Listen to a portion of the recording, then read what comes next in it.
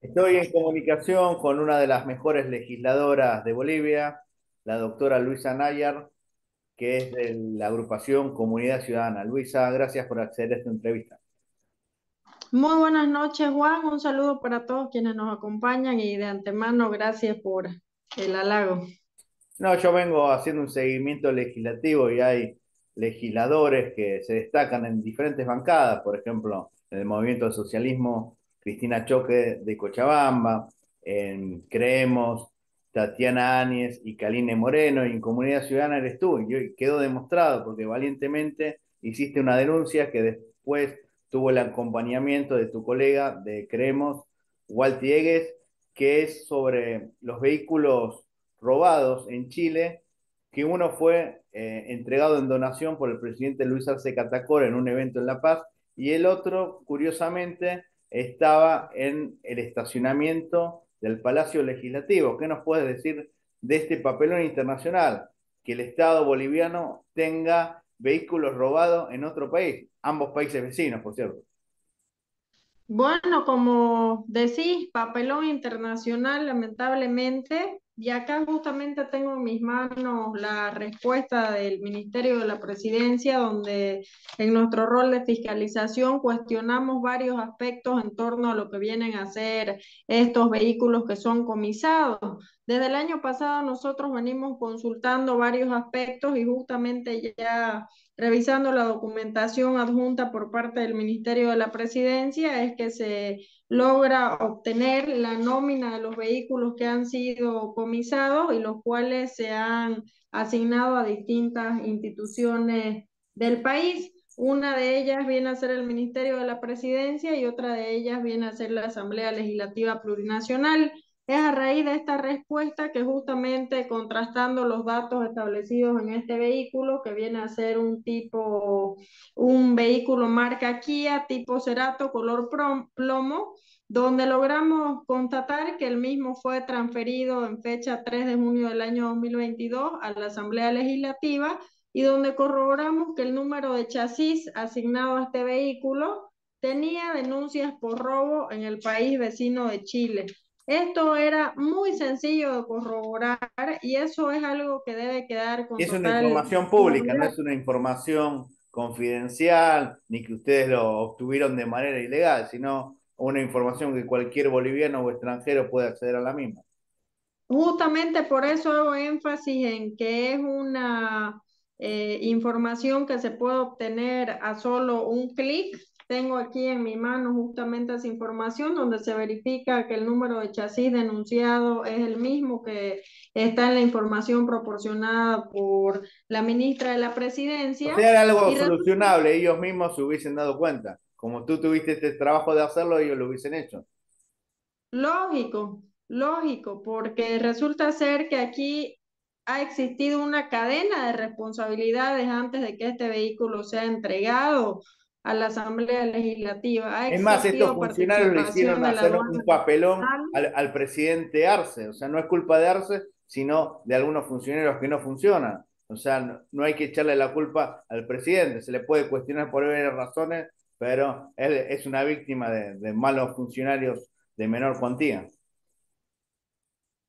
Lo que pasa, pues, es que el aparato estatal lo utilizan simplemente como un aparato para entregar pegas y para hacer favores políticos y no para que el aparato estatal funcione, porque si verdaderamente funcionaría, no estuviéramos con este tipo de conflictos, con este tipo de papelones, con este tipo de problemas a nivel internacional.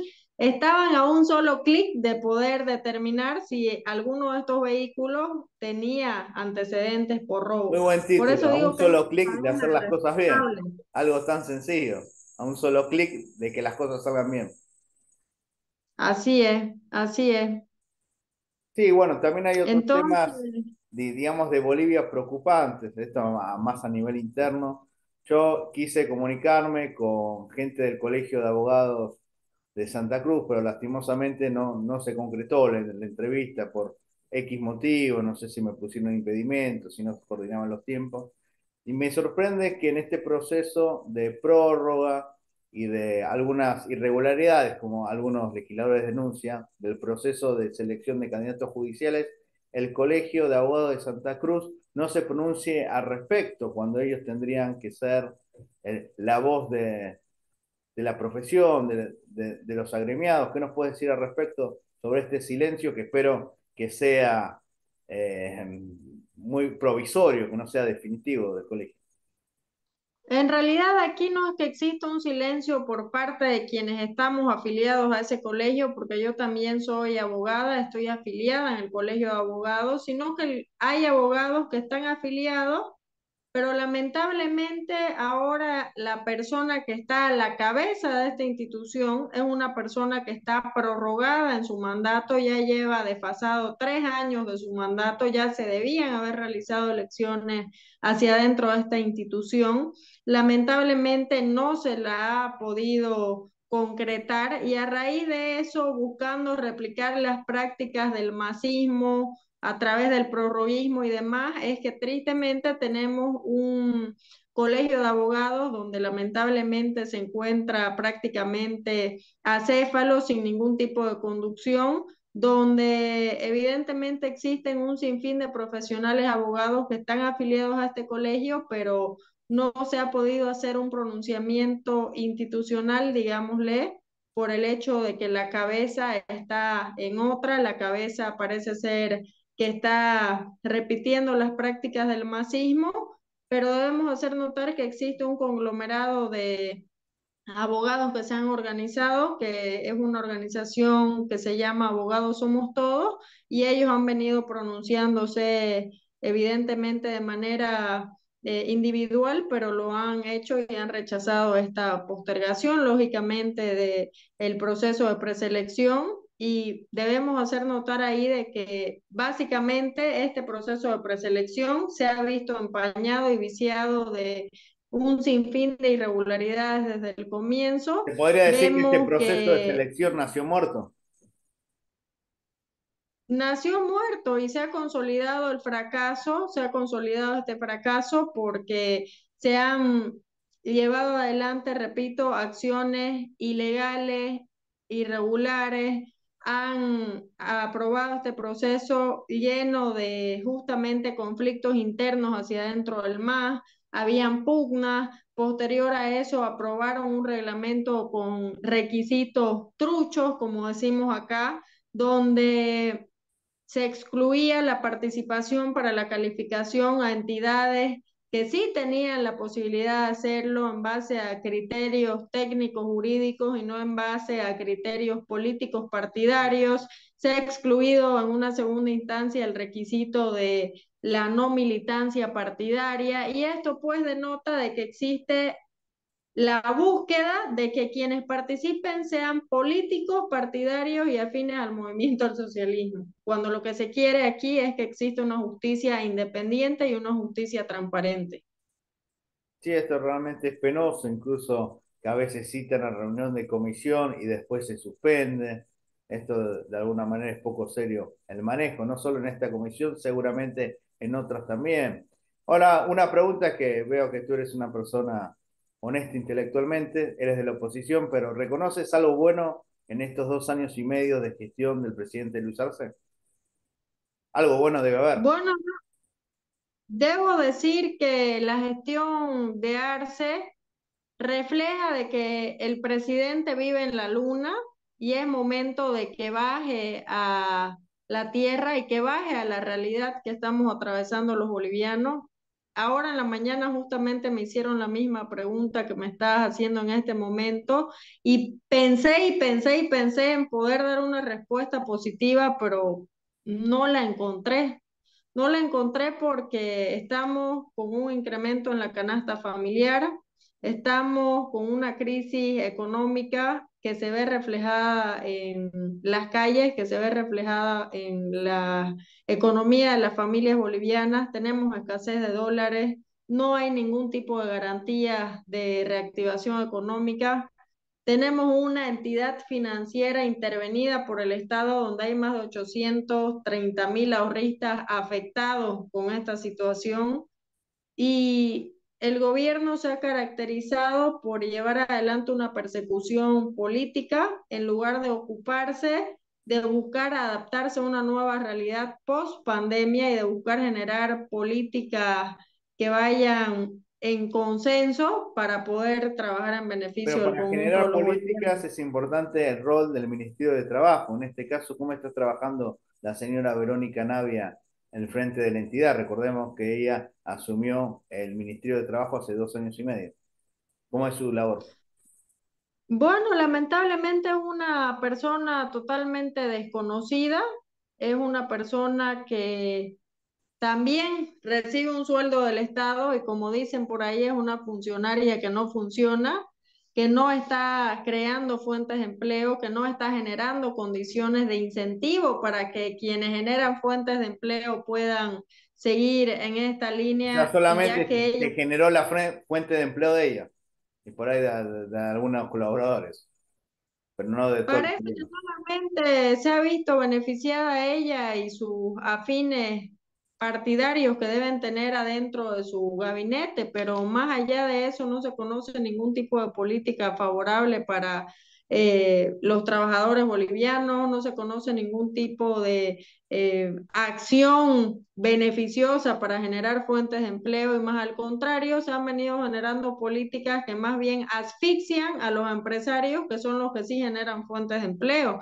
Este 1 de mayo no se debió haber anunciado simplemente el incremento del salario cargándoselo en las espaldas de los trabajadores. Se debió haber anunciado generación de fuentes de empleo para toda esa gente que está en las calles pasando penurias buscando cómo va a llevar un sustento a sus hogares, pero no pueden lograrlo porque lamentablemente no hay trabajo, no hay condiciones, no hay absolutamente nada que vaya en beneficio y en pro de un ciudadano que sale con todas las buenas intenciones a buscar fuentes de empleo y no la encuentra. Porque Y hay te una lo gran digo porque ventaja, Luisa, yo que conozco varios países de la región, una gran característica que tiene el boliviano, que esto es indiscutible, independientemente de la ideología, que es gente muy trabajadora. O sea, el boliviano no es que no trabaja porque no quiere, es gente trabajadora y trabaja informalmente, a veces a riesgo de su propia seguridad. Es un pueblo trabajador. O sea, tendría que sobrar el trabajo en Bolivia. como vos decís, somos gente trabajadora, nos las ingeniamos, nos las buscamos, pero inclusive a pesar de ser trabajadores, a pesar de buscárnosla, en lugar de recibir un aliciente o un incentivo para quienes generan empleo, simplemente existe más bien una asfixia con una serie de restricciones que se vienen generando hacia dentro del país, pero esta situación ya va a tener que cambiar el año 2025 y esperemos que exista una alternativa que pueda vencer democráticamente en las urnas a este gobierno. Sinceramente no creo que sea Mesa. Dan una encuesta que Mesa sería uno de los candidatos y lo ponen al gobernador Camacho con un 3% y en la encuesta, curioso, lo ponen solamente una mujer, Eva Copa. Parece que la única mujer que se destaca en la política boliviana es Eva Copa y no es así. Yo mencioné a varias legisladoras, a 4 legisladoras que se destacan. En este caso, piensas que algunas encuestas son direccionadas, sobre todo no poner a una mujer en la lista entre las personas más influyentes de Bolivia, por lo menos políticos con credibilidad, que de hecho las hay. Bueno, yo creo que los tiempos en política cambian. Estamos todavía prácticamente 2 años de la elección y veremos cuál es el termómetro y la temperatura que se dé ya en un momento preelectoral más cercano. Pero, ¿qué? Lógicamente, ahí en Sí. relación a la medición de las mujeres, sabemos de que tristemente en muchos casos no es valorado el trabajo que hacemos las parlamentarias mujeres. Aquí prima el patriarcado, pero vamos a seguir trabajando y proponiendo y construyendo para que esa situación pueda cambiar. Esto te lo pregunto porque los países vecinos a Bolivia, Argentina, 2 presidentes mujer, una de ellas, la primera presidente del mundo, la viuda de Perón, en Chile, Michelle Bachelet, en Perú, ahora Dina Boluarte, en Brasil Dilma Rousseff, bueno, en Paraguay todavía no hay, pero en Bolivia parece que se les es complicado a las mujeres estar en política, que son silenciadas. Y es complicado estar en política. Hace menos de un mes, por denunciar al alcalde del municipio del cual vivo, mandaron a funcionarios públicos a apedrear mi casa, a tirar huevos, agredieron físicamente a mi madre. Entonces, son acciones que verdaderamente indignan porque justamente son generadas en contra de las mujeres para buscar callarnos, amedrentarnos y coartarnos en Incluso nuestro rol de sufren maltrato de la fiscalización. Asamblea. Recordemos que hace un año la diputada Tatiana Áñez lo agredió otro colega de ella. O sea, es sorprendente hasta qué punto de Y, maltrato hay. Y no es una novedad si hacemos un poco más el retroceso de lo que ha acontecido en el país en relación a la participación política de las mujeres. Tenemos que han matado a una concejal en La Paz y hasta ahorita el caso no está esclarecido. Tenemos la ley 348 que es supuestamente para la lucha contra la violencia hacia la mujer, La ley que es del un acoso saludo a la político bandera. también. Tenemos la ley 243 justamente también, pero es otro saludo a la bandera y tristemente al final del día queda bonito para la foto y para pasar a los organismos internacionales y para buscar cooperación que ponga plata para realizar eventos públicos, pero al final del día estas políticas no son implementadas tangible o Por ahí sería materialmente. conveniente que hagan un ministerio de la mujer, pero ministerio de la mujer y la familia, porque parece como si algunos o el progresismo quiere separar a la mujer de la familia. No sé si la solución es crear un nuevo ministerio porque creo que en la situación actual en la que nos encontramos como país no estamos en la posibilidad de seguir generando un gasto, de seguir incrementando el Estado y creo que sí lo que se debe hacer es generar políticas públicas que prevengan la violencia contra la mujer, generar políticas de autonomía e independencia económica, buscar, en este momento justamente estamos comenzando a trabajar un proyecto de ley de incentivo para las mujeres emprendedoras, de incentivos tributarios. Hemos hablado con mujeres de distintas regiones del país y vamos a buscar que esto pueda aprobarse lógicamente para tener un beneficio para las mujeres de todo el país y vamos a ver qué otras propuestas se pueden hacer en lo tangible, pero creo que no podemos seguir eh, aumentando al Estado para tener a funcionarios que no funcionan. Así es. Hay un tema interesante, si bien hay prerrogativas de los gobiernos departamentales, no hacer un censo, sino hacer un levantamiento estadístico, salió la información que Santa Cruz sobrepasó los 4 millones de habitantes. Y la otra vez, leyendo un artículo muy interesante, por cierto, de la diputada Tatiana Áñez, ella dice que hay más habitantes en el departamento de Santa Cruz que en la República Oriental del Uruguay. ¿Cómo se entiende esto, la superpoblación, si se quiere, de Santa Cruz y la poca asignación de recursos para atender las necesidades del departamento?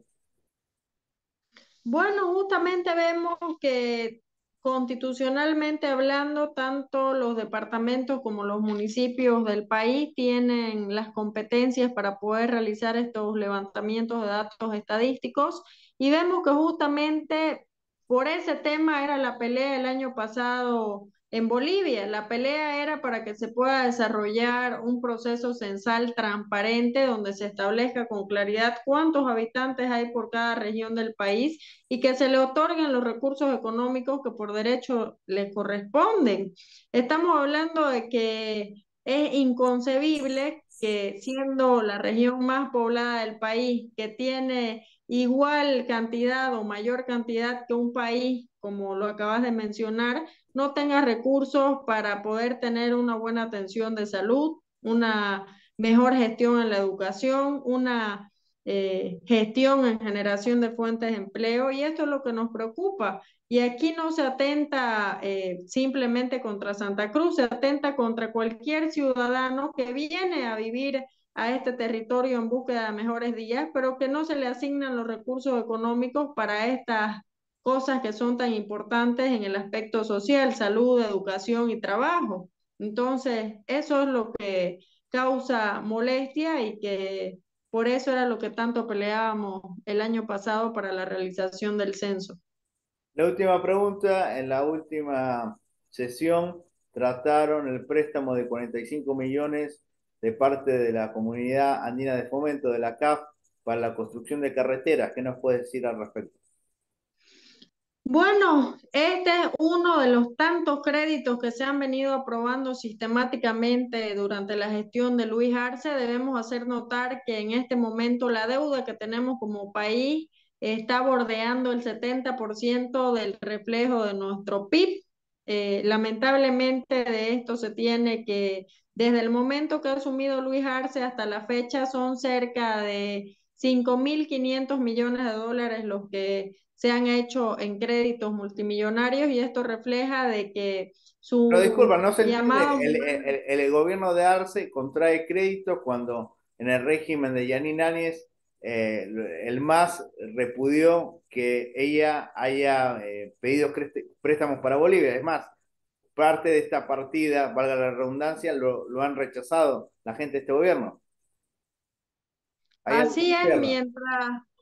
mientras ellos criticaban las gestiones del gobierno constitucional de la señora Yanine Áñez, ellos están replicando o empeorando más bien esta acción que realizaban durante el gobierno de Áñez con los créditos en condiciones que son muchísimo más amplias, en montos que son muchísimo más amplias, y esto pues de verdad que demuestra la doble moral del movimiento al socialismo y demuestra que su modelo Disculpa de todos, porque económico recordemos que en el régimen de Yanine Áñez ella criticaba el continuismo del MAS y ella fue candidata a presidente, después bajó su candidatura. O sea, hay contradicciones de ambos lados, del oficialismo y de la oposición. Hay mucha grieta en Bolivia. Si uno critica al oficialismo, dicen que uno es de derecha. Si uno critica a la derecha, dicen que es oficialista, pero realmente hay contradicciones de ambos lados. evidentemente se han cometido errores también durante el gobierno de la señora Yanine Áñez. Han habido bastantes críticas que se han suscitado hacia su gestión, pero lógicamente no podemos poner en una balanza igual el continuismo de Evo Morales, que había estado 15 años, con relación a los 10 u 11 meses que tuvo Yanine Áñez. Con esto no la estoy justificando en lo Bien. absoluto. Yo no comparto para nada que se haya presentado una candidatura, porque ella debía ser simplemente una candidata, perdón, una presidente de transición. Entonces, no comparto en lo absoluto, pero poner en la misma balanza el continuismo de Evo Morales con el de Con el Yanine intento de tampoco creo que es continuismo equiparable. de Yanine Áñez, sí. Sí, sí. No, yo fui muy opositor al régimen de Áñez y como siempre digo, porque parece que algunos se olvidan, este gobierno de transición que tiene al ministro más fuerte del régimen preso como Murillo y otros ministros prófugos como Fernando López, entre otros. Muchísimas gracias, Luisa. Muy amable como siempre. Muchas gracias por el espacio y un saludo para todos.